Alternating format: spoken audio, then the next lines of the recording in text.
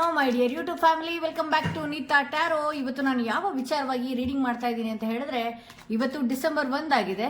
ಇವತ್ತಿನಿಂದ ಇನ್ನು 1 ತಿಂಗಳುಗಳ ಕಾಲ ಯಾವೆಲ್ಲ ವಿಚಾರಗಳು ಎದುರಾಗುತ್ತೆ, ಯಾವ ವಿಚಾರದಲ್ಲಿ ನಿಮಗೆ ಸೂಚನೆ ಕೊಡ್ತಾ ಇದೆ ಡಿಸೆಂಬರ್ ಮಂತ್ ಅನ್ನೋದೇ ಇವತ್ತಿನ ರೀಡಿಂಗ್ ಆಗಿರುತ್ತೆ.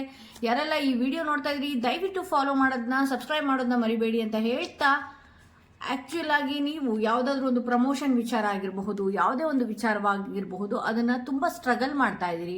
ಬಹಳಷ್ಟು ಗಟ್ಟಿ ನಿರ್ಧಾರಗಳನ್ನ ತೆಗೆದುಕೊಂಡು ಆ ವ್ಯವಹಾರದಲ್ಲಾಗಿರ್ಲಿ, ನಿಮ್ಮ ವಿಚಾರದಲ್ಲಾಗಿರ್ಲಿ ಇರುವಂತಹ ವಿಚಾರಕ್ಕೆ ಈ ಡಿಸೆಂಬರ್ ಮಂತಿಗೆ ಕಾಲಿಡ್ತಾ ಇದ್ದೀರಿ ಅಂತ ಹೇಳಿ ತೋರಿಸ್ತಾ ಇದೆ. ಬಹುಶಃ ಪ್ರಮೋಷನ್ ಅಲ್ಲಿ ನೋಡಬಹುದು, ಅಥವಾ ನಿಮ್ಮ ಯಾವುದೋ ಒಂದು ವಿಚಾರಕ್ಕೆ ಸ್ಟ್ರಾಂಗ್ ಆಗಿ ವ್ಯವಹಾರದ ವಿಚಾರದಲ್ಲಾಗಿರ್ಲಿ, ನಿಮ್ಮ ಯಾವುದೇ ವಿಚಾರದಲ್ಲಿ ನೀವು ಸ್ಟ್ರಾಂಗ್ ಆಗಿ ಹೆಜ್ಜೆ ಇಡ್ತಾ ಇದ್ದೀರಿ ಡಿಸೆಂಬರ್ ಮಂತ್ ಅಂತ ಹೇಳಿ.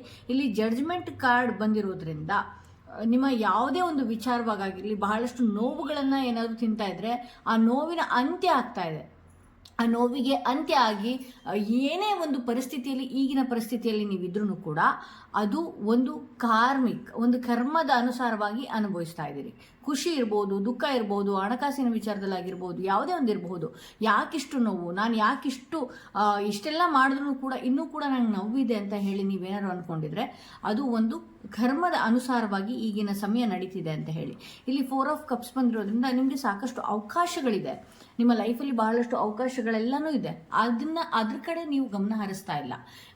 ಬೇಡದ ಅವಕಾಶಗಳು, ಆಗದೇ ಇರುವಂತಹ ಅವಕಾಶಗಳ ವಿಚಾರವಾಗಿರ್ಬೋದು, ಆಗದೇ ಇರುವಂತಹ ಕೆಲಸಗಳಲ್ಲಾಗಿರಬಹುದು, ಇದು ಎಲ್ಲಾದ್ರೂ ವಿಚಾರದಲ್ಲೂ ನೀವು ತುಂಬಾನೇ ತಲೆ ಕೆಡಿಸ್ಕೊಳ್ತಾ ಇದ್ದೀರಿ. ಬಟ್ ನಿಮಗೆ ಅಂತಾನೆ ಒಂದು ಒಳ್ಳೆಯ ಲೈಫ್ ಇದೆ, ನಿಮಗೆ ಅಂತಾನೆ ಬೇರೆ ಒಂದು ಅವಕಾಶ ಭಗವಂತನಿಂದನೇ ಇದೆ.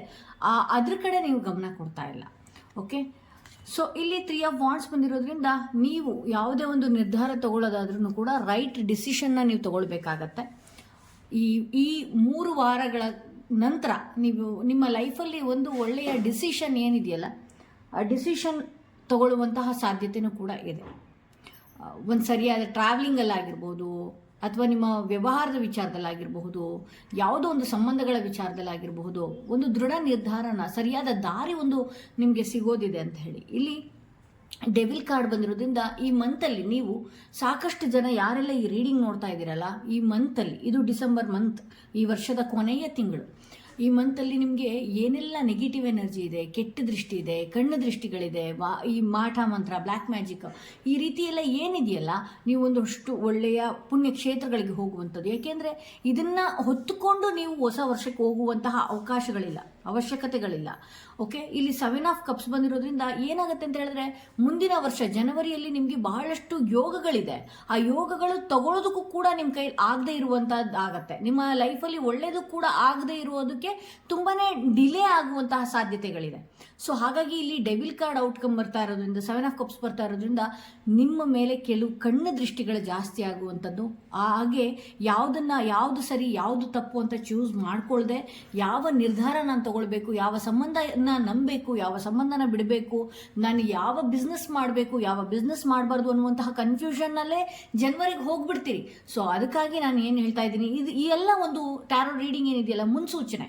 ಇಂಥ ನಿಮ್ಮ ಮೈಯಲ್ಲಾಗಿರ್ಬೋದು ಅಥವಾ ನಿಮ್ಮ ಮನೆಯಲ್ಲಾಗಿರಬಹುದು, ನೆಗೆಟಿವ್ ಎನರ್ಜೀಸ್ ಏನಾದರೂ ಇದ್ರೆ, ಪದೇ ಪದೇ ಬೇಡದ ವಿಚಾರ ಕನ್ಫ್ಯೂಷನ್ ಮಾಡ್ಕೊಳ್ಳುವಂಥದ್ದು, ಪದೇ ಪದೇ ಅಳುವಂಥದ್ದು, ಈ ರೀತಿ ಎಲ್ಲ ಮಾಡುವಂಥದ್ದು ಏನಾದರೂ ಇತ್ತು ಅಂತ ಹೇಳಿದ್ರೆ, ಒಂದಷ್ಟು ದೇವಸ್ಥಾನಗಳಿಗೆ ಹೋಗುವಂಥದ್ದು, ಪ್ರದಕ್ಷಿಣೆಗಳನ್ನು ಹಾಕುವಂಥದ್ದು. ಈ ಒಂದು ಮಂತ್ ಏನಿದೆಯಲ್ಲ, ಧನುರ್ಮಾಸ ಬರುತ್ತೆ, ಶಬರಿಮಲೆಗೆ ಹೋಗ್ತೀರಿ, ಎಲ್ಲ ರಿಚುವಲ್ಸ್ ಮಾಡ್ಕೊಳ್ಳುವಂತಹ ತಿಂಗಳುಗಳು.